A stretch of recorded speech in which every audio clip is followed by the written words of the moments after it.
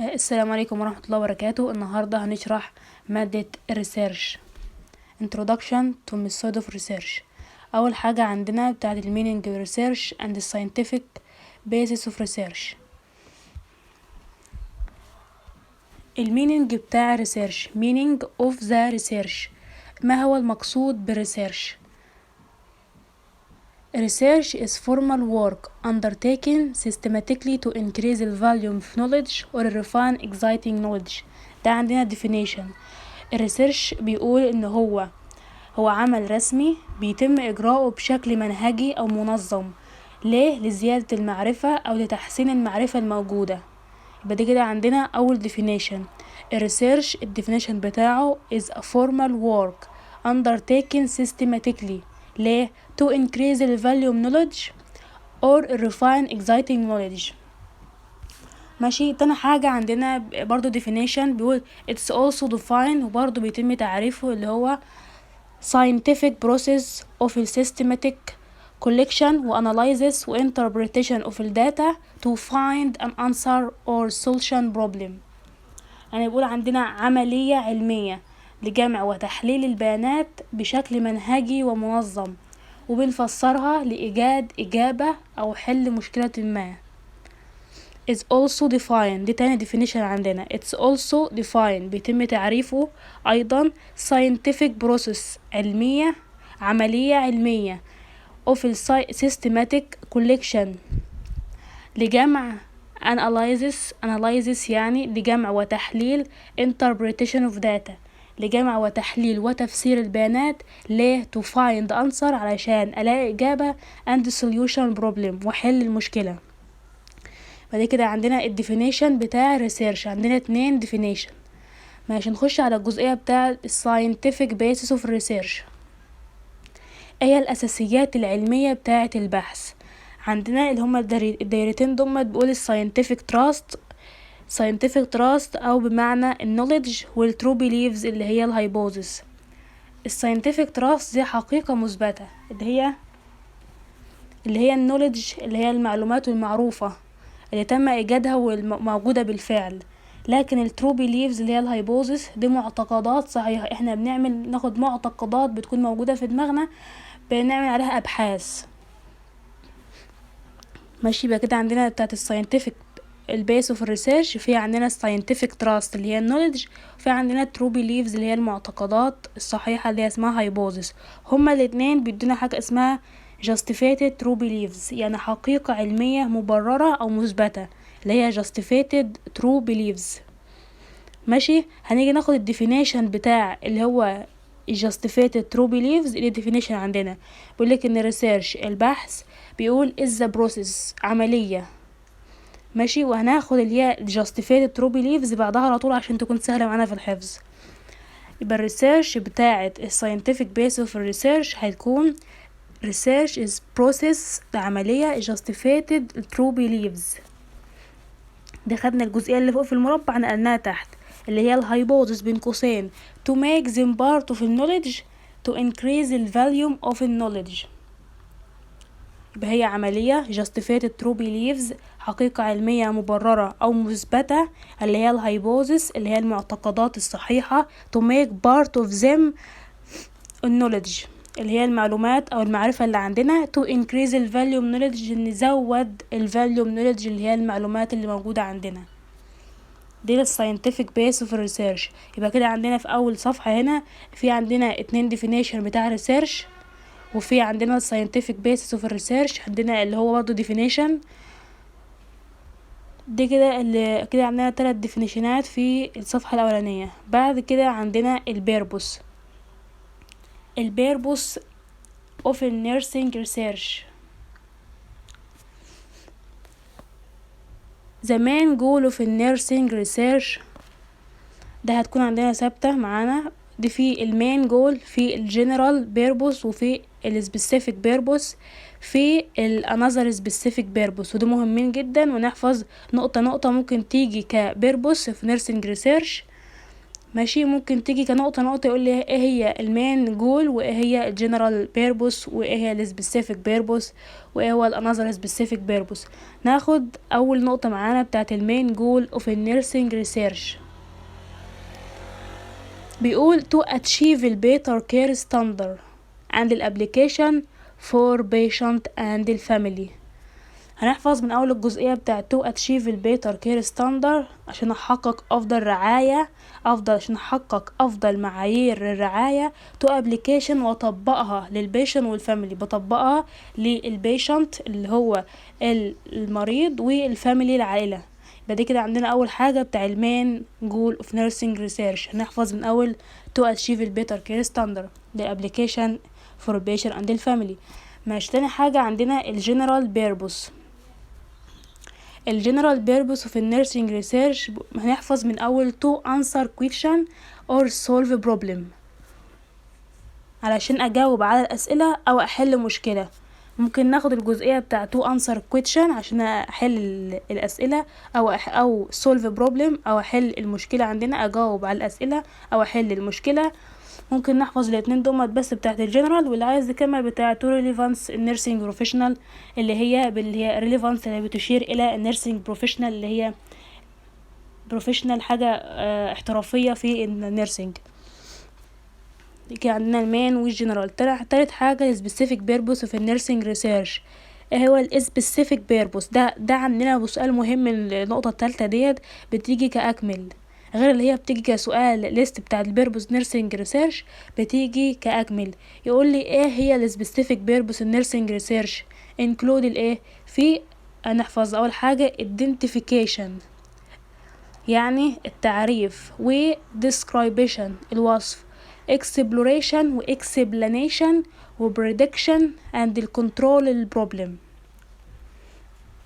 ماشي. يبقى عندنا اول حاجة identification يعني التعريف، و description يعني الوصف، exploration معناها استكشاف، و explanation يعني معناها بوضح، و prediction يعني الافتراض او التنبؤ، عند الكنترول البروبلم واتحكم في المشكلة.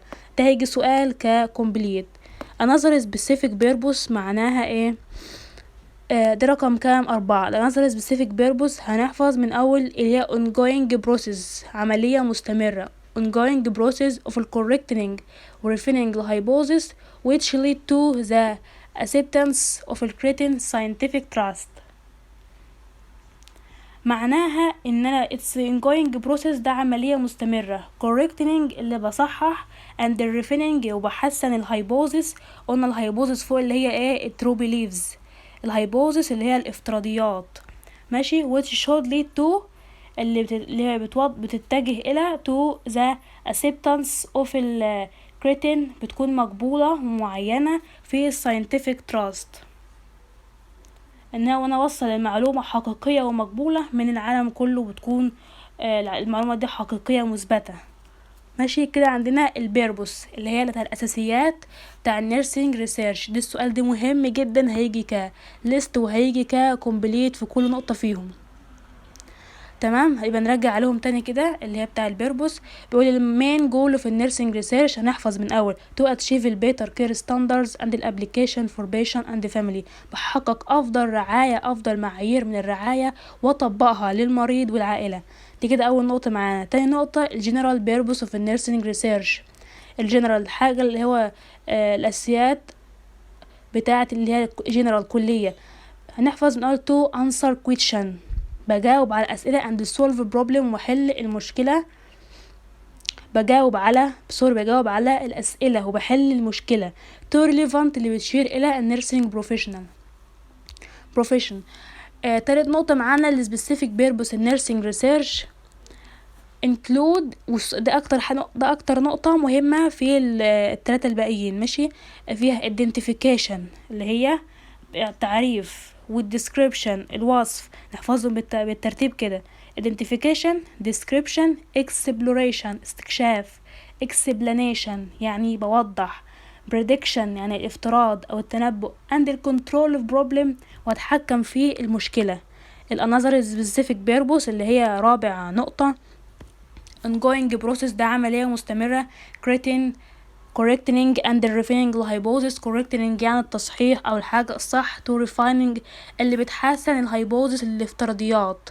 which should lead to اللي بتتجه إلى ال acceptance of creating scientific trust اللي هي بتوصل المعلومة حقيقية ومقبولة من العالم كله وموثوقة، هي معلومة اللي هي معلومة صحيحة.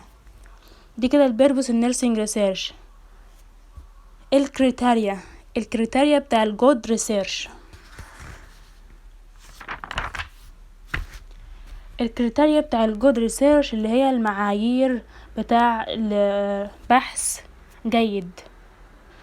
whatever may be the types of research studies there have to satisfy the following criteria. اول حاجة عندنا originate which is a novel question or a problem. originate يعني ايه؟ ببدأ. originate with a novel question or a problem يعني ببدأ فكرة جديدة. question كسؤال او مشكلة. ممكن نبدل كلمة originate اللي هو مثلا هبدأ بستارت، اللي هي نبدل الكلمة بس بنفس المعنى وسهلوا على نفسكم يعني. originate with a novel question or a problem ده اول حاجة، ببدأ فكرة جديدة كسؤال او مشكلة. ده اول حاجة ببدأ في البحث عشان يكون البحث بتاعي منظم مرتب داخل في معايير البحث الجيد. main purpose of research should be clearly defined يعني ان البحث بتاعي لازم يكون متعرف بوضوح وفي منظم. تالت نقطة ان study or procedure design ان الدراسة او procedure design التصميم بتاعه في الريسيرش should be clariful planned يكون منظم، يكون كل كلام مترتب تحت بعضه وجاي يدي شكل اللي هو يكون مقبول علشان يكون تبع الكريتيريا بتاع الجود ريسيرش.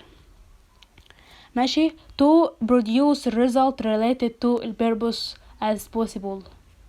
رقم 4 the procedure used should be described لازما البروسيجر لازما يكون described in sufficient details لازما يكون موضح بالتفصيل. ماشي. انا هقول لكم الحاجات اللي احنا ناخدها، بس احنا يبقى اول نقطة احنا ناخدها كاملة والنقطة التانية برضه هناخدها كاملة. رقم 3 هناخد ال study or the procedure design should be clearly planned لحد كلمة planned. تمام. رقم 4 البروسيجر used should be described certificated details هناخد لحد كلمة details. لازم أن يكون البروسيجر بتاعي او اللي هو البحث يعني لازم أن يكون describe موصوف ومتوضح بالتفصيل. دي كده رقم 4. رقم 5 بيقول ال research require collection and interpretation of data. ماشي. اللي يتطلب البحث لجمع البيانات وتفسيرها. The research require collection and interpretation of data. interpretation يعني تفسير، collection يعني data، require يعني يتطلب البحث جمع البيانات وتفسيرها. interpretation of data. ده رقم 5. رقم 6 بيقول analysis of data should be sufficiently adequate. ناخد لحد كلمة adequate يعني يجب ان يكون تحليل البيانات كافي للكشف عن اهميتها.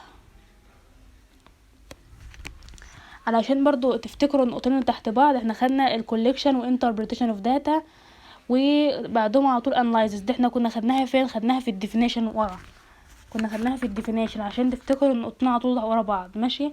خدنا في اللي هو الديفينيشن التاني بتاع المينينج اوف ريسيرش في اول صفحه، ده عارف التاني خدناها بيقول اللي هي كوليكشن وانالايزس وانتربريتيشن اوف داتا عشان find the answer او solution problem.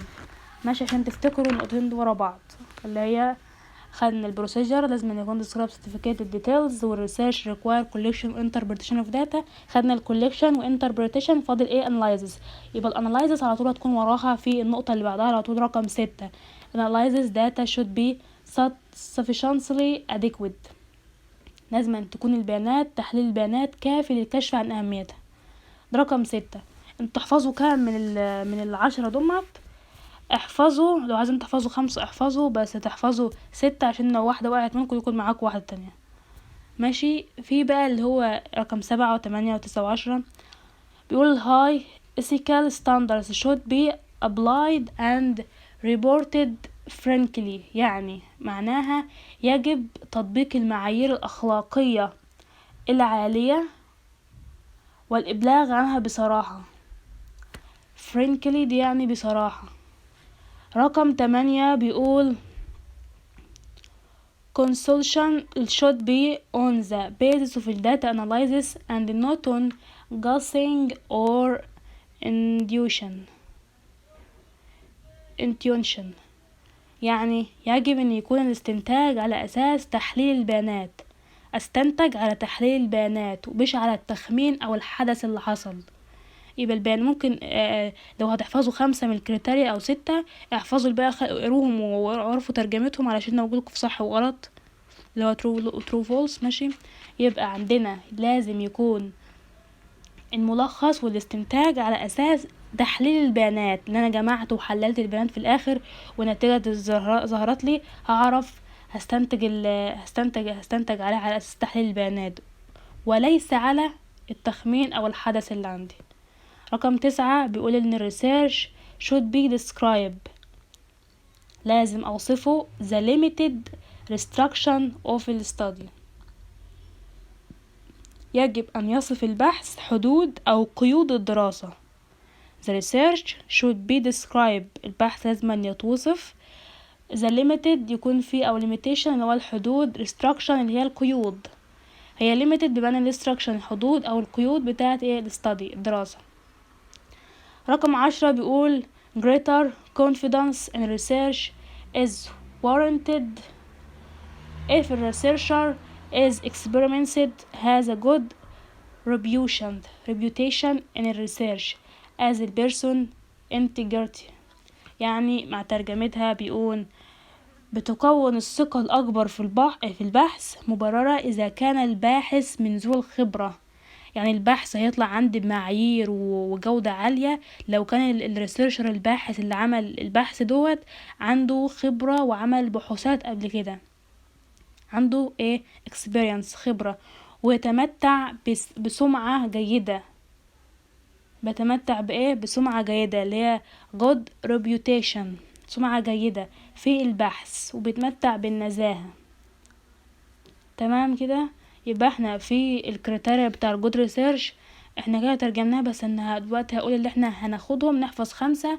هناخد اول حاجة اورجينيت او نقول ستارت، اللي انا ببدأ with a novel question، ببدأ بفكرة جديدة. novel يعني جديد، فكرة جديدة. ماشي. اورجينيت with a novel question or a problem، ببدأ بفكرة جديدة كسؤال او مشكلة. تاني حاجة main purpose of research should be clearly defined، لازم أن يكون التعريف بتاعي متعرف بوضوح. وان الستادي او البروسيجر ديزاين، التصميم بتاعي بقى بتاع البحث اللي انا هعمله should be لازم أن يكون carefully planned، لازم أن يكون مصمم واللي هو زي متسطر ومترتب كده. ماشي. رابع حاجة قلنا البروسيجر used should be described sufficient details، لازم أن يكون البروسيجر اللي هو البحث اللي انا هعمله ويكون متوضح بالتفصيل. describe يعني موصوف، sufficient details ومتوضح بالتفصيل. هناخد لحد details.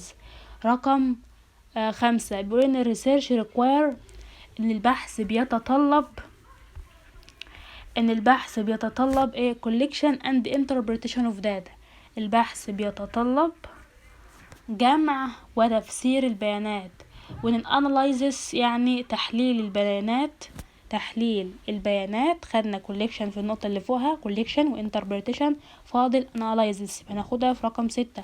analysis of data should be sufficiently adequate، لازم أن يكون تحليل البيانات دوت كافي للكشف عن أهميتها، ولازم أن تكون طرق التحليل المستخدمة فيه مناسبة.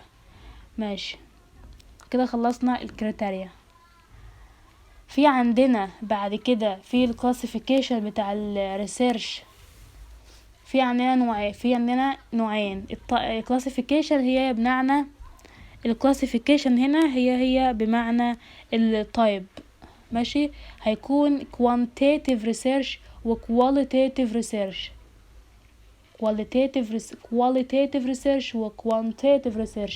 الqualitative research يعني معناه اللي هو النوعي، يعني بيكون في موضوعات كبيرة وكلام كتير غير محدود. الكوانتيتيف يعني كمي، بيكون الأغذية بتاعته كلها أرقام وعدد، دي اللي هو الكوانتيتيف. يبقى كده الفرق بينهم، عشان هيكون في دلوقتي ديفينيشنات وهيكون في حاجات اتلخبطنا، فنعرف الفرق بينهم دلوقتي، اللي هو الكواليتيتيف والكوانتيتيف. الكواليتيتيف يعني ايه؟ كواليتيتيف يعني نوعي، ماشي، نوعي.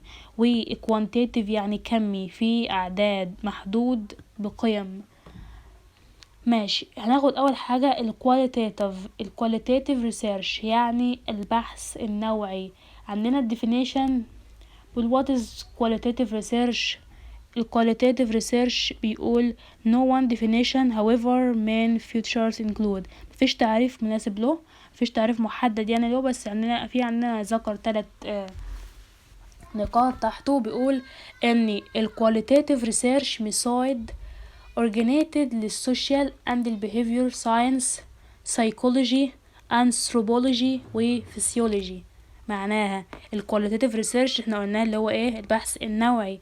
ميثودز يعني في طرق، اورجانات طرق نشأت، ميثود اورجانات يعني طرق نشأت. in the social and behavior science، في السوشيال اللي هو ايه؟ المجتمع.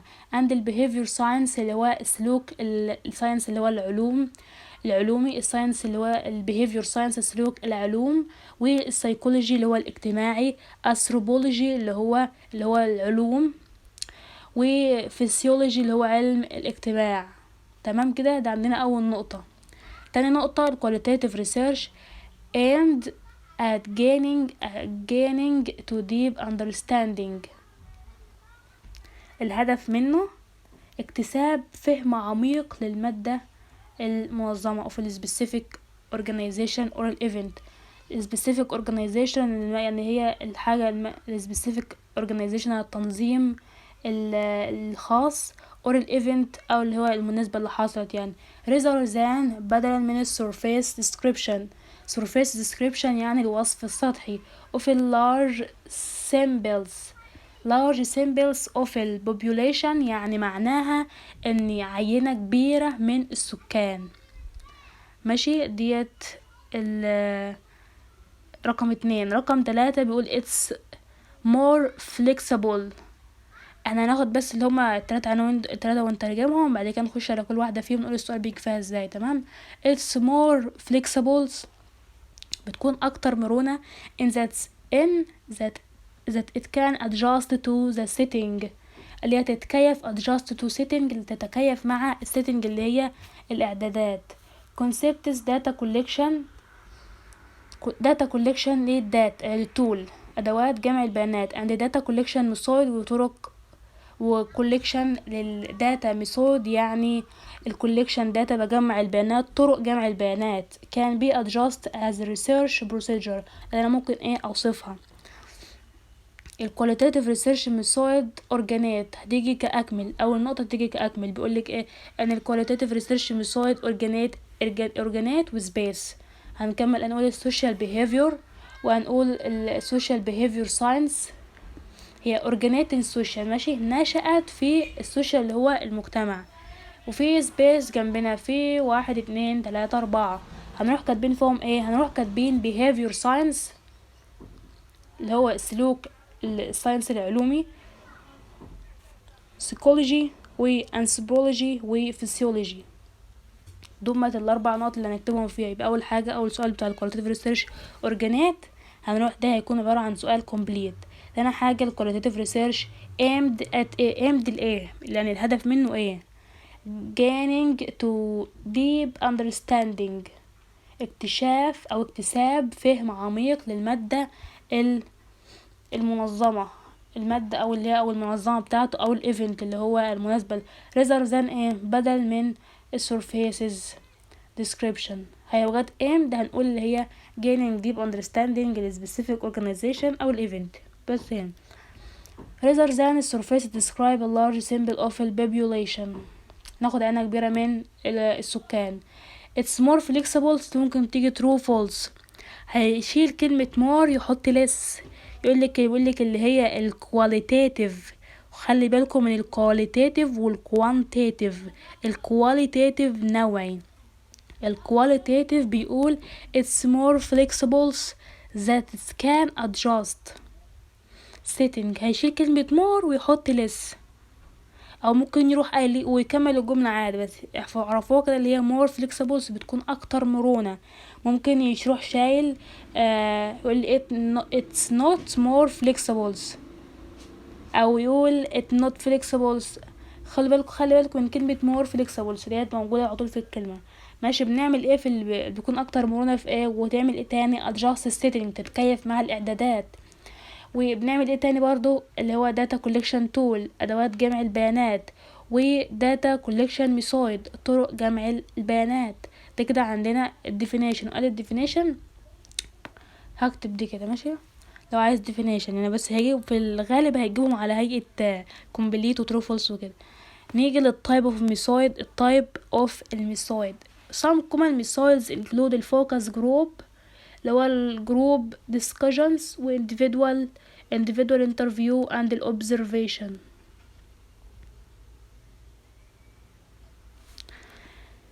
هي اكتر حاجة شائعة في الطرق ديت اللي هو الفوكس جروب، التركيز على الجروب اللي هو جروب discussion، individual interview and observation. individual interview يعني المقابلة للفرد، and observation هي الملاحظة، والجروب discussion اللي هو بيكون بندي معلومات في جروب.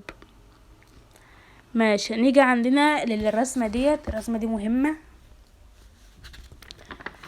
للرسمة بتاعة الكواليتيتيف ريسيرش ميثود.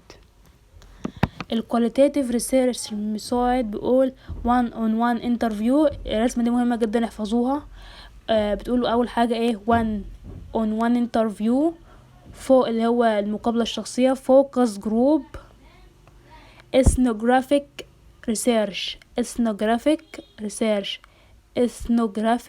research والكيس ستادي بتاعت الريسيرش، وريكورد الكيبنج، وبروسيس بتاع الobservation. يبقى عندنا one and one interview، focus group، ethnographic research، وكيس ستادي research، وريكورد كيبنج، وبروسيس observation. ده عندنا الطيب الكواليتيتيف ميثود. تمام كده. اخر حاجة هناخدها معانا النهاردة اللي هي البروبلم، والفيديو الجاي هيكون الكوانتيتيف عشان ما يكونش فيه لخبطة بين الكواليتيتيف والكوانتيتيف. الكواليتيتيف اللي هو النوعي، البحث النوعي بتاعنا، في مشاكل بتقابلنا فيه اللي هي اسمها ايه. اول حاجة generate a large amount of data difficult to be analyzed. يعني هنترجم كلمة كده. generate يعني معناها يولد، large اكبر، amount of data كمية كبيرة من البيانات، difficult to be analyzed يصعب تحليلها. يبقى ان انا بولد اكبر كمية من البيانات يصعب تحليلها. ده عندنا البروبلم هتكون عندنا في الكواليتيتيف بس مش هتكون عندنا في الكوانتيتيف، يعني دي مفيش حاجة هتلخبطكوا فيها. يبقى generate a large amount of data difficult to be analyzed. اول حاجة بولد اكبر كمية بيصعب تحليلها. تاني نقطة achieve a result، بتحقق من النتائج. have الجنرال اللي هي الكلية، approximate الكاركتر، بتحقق من النتائج الكلية اللي هي الكبيرة. يعني achieve a result have الجنرال approximate الكاركترز. ماشي، اللي هي الحد من الشخصيات اللي هي approximate الكاركترز. بعد كده more difficult to code data. more difficult بيكون صعب جدا. more difficult ممكن برضو يروح جايب ديت في true false مع more difficult to code data. ممكن نقول not more. دايما بيحطوا true false في more و less و not و should وبتاعت الماست. ده كله بيجي فيها true false بتلخبط الشخص اللي هيحل. بيبقى more difficult to code data، بيكون صعب ان انا اميز ايه البيانات. رقم 4 not applicable to widely describe the social setting. معناها لا تطبق to widely describe the social setting. البيانات لا يتم تطبيقها في وصف اجتماعي، واللي هي ضبط described يعني وصف، وسوشيال يعني الاجتماعي، وضبط اللي هي setting. تمام. يبقى عندنا البروبلم عندنا 4. اول حاجة generate a large amount of data difficult to be analyzed. achieve a result have generate approximate characters. more difficult to code data.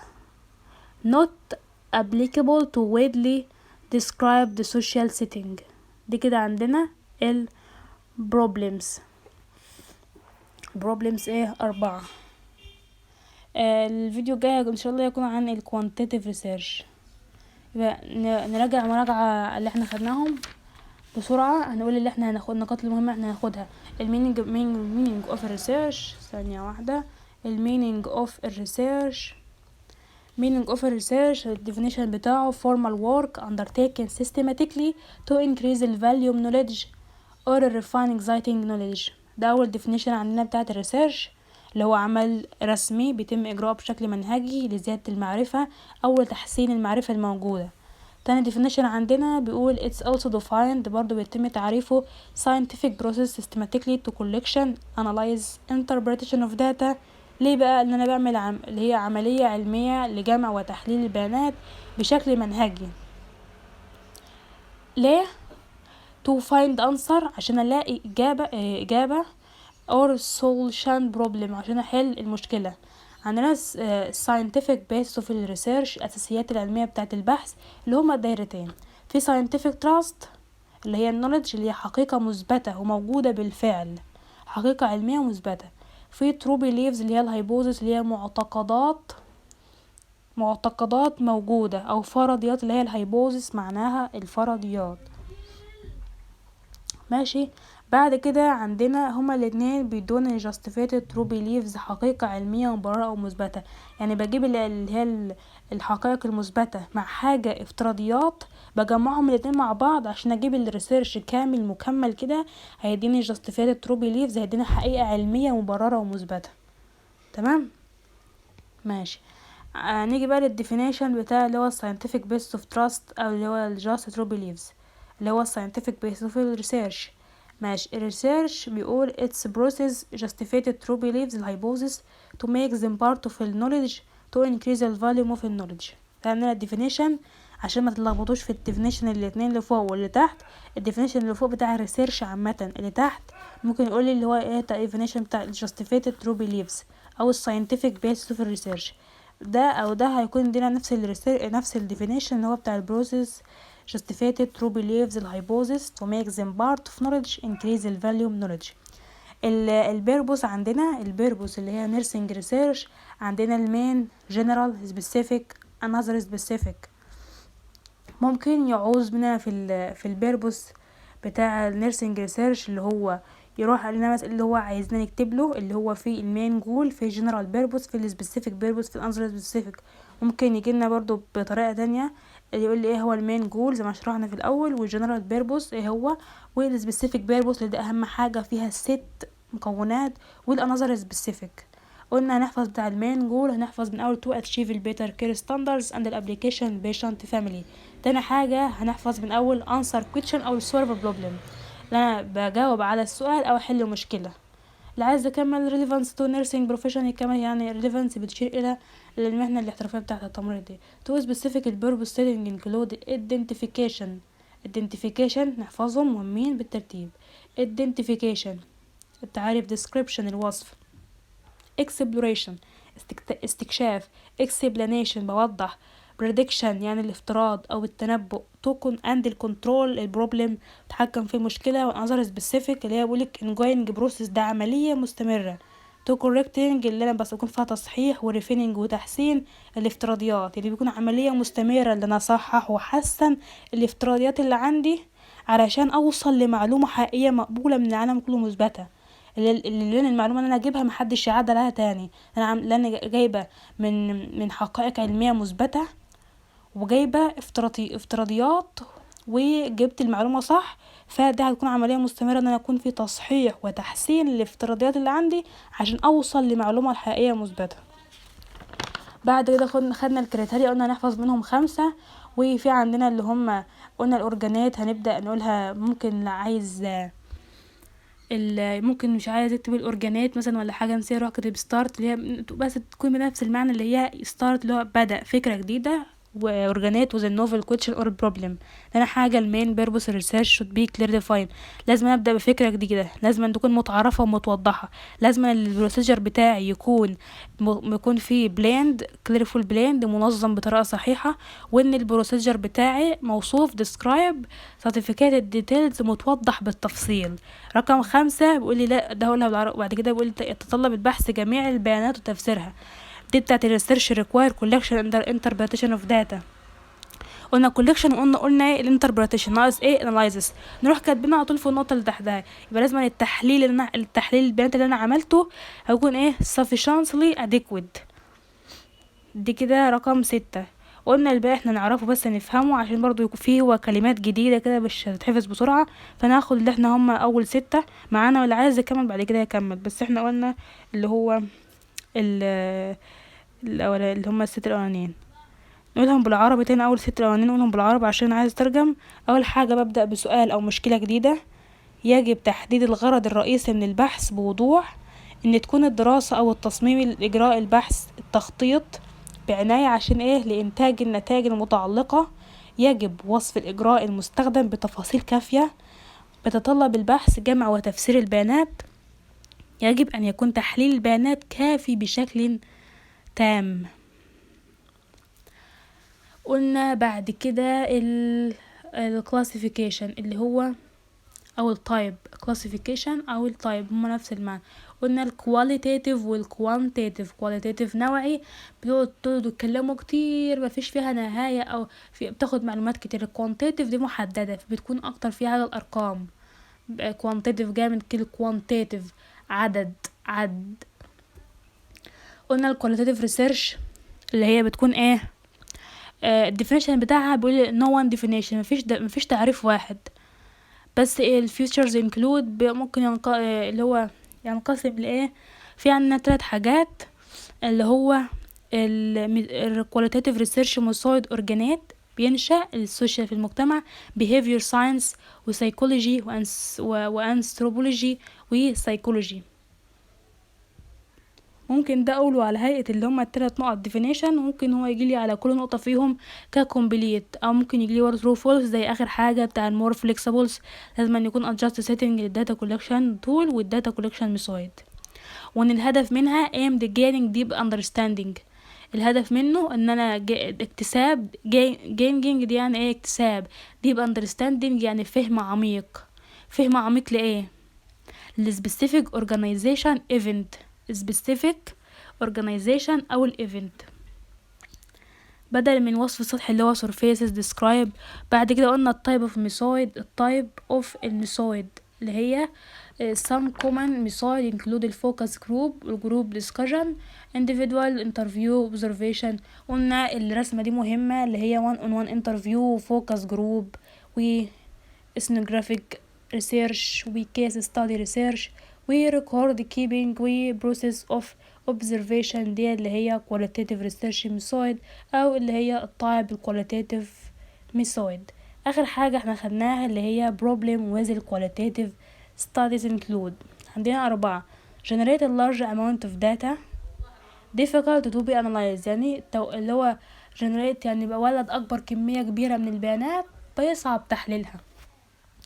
لو جمعت بيانات كتيرة هيكون صعب ان انا احلل البيانات عشان اوصل لاستنتاج كامل وجيد. achieve الريزلت وتحقق من النتيجة الكبيرة النهائية وتحقق من النتيجة النهائية اللي انا وصلت لها. more difficult to code data صعب ان انا احط الكود للداتا، صعب ان انا اميز البيانات. و not applicable to widely describe social setting. وكده خلصنا الشرح بتاعنا، والفيديو الجاي ان شاء الله هيكون على الكوانتيتيف ريسيرش. والسلام عليكم ورحمة الله وبركاته.